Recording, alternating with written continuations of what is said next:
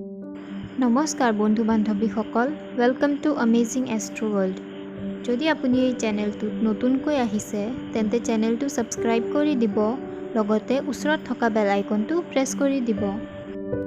হাতৰ আঙুলিৰ গঠনৰ পৰা এজন ব্যক্তিৰ কেৰেক্টাৰ বা নেচাৰৰ বিষয়ে অলপ হ'লেও অনুমান কৰিব পাৰি। আজিৰ ভিডিঅ'ত আমি তাৰে কথা আলোচনা কৰিম। এই ভিডিঅ'টো চাই আপোনালোকে নিজৰ বা বেলেগৰ ভাগ্য বা স্বভাৱৰ বিষয়ে অলপ হ'লেও অনুমান কৰিব পাৰিব। প্ৰথম প্ৰকাৰটো হৈছে য'ত আপোনাৰ ৰিং ফিংগাৰটো ইণ্ডেক্স ফিংগাৰতকৈ দীঘল থাকে। এনে ব্যক্তিসকল জ্ঞানৰ ক্ষেত্ৰত এভাৰেজ হয়, কিন্তু যিকোনো কাম অতি সহজে কৰিব পাৰে।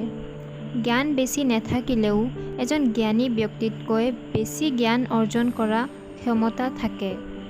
এই ব্যক্তিসকল সদায় বৰ্তমানৰহে চিন্তা কৰে, ভৱিষ্যৰ চিন্তা কৰি সময় নষ্ট নকৰে।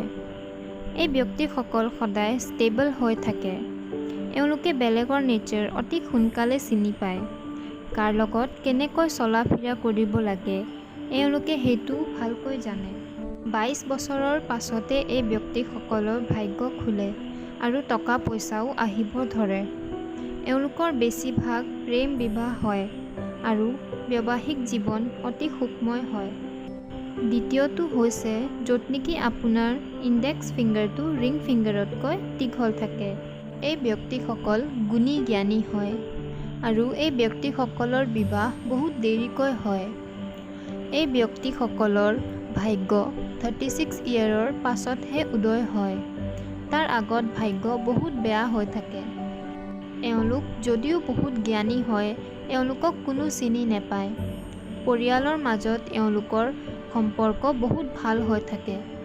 তৃতীয়টো হৈছে য'ত আপোনাৰ ৰিং ফিংগাৰ আৰু ইণ্ডেক্স ফিংগাৰ ইকুৱেল হৈ থাকে।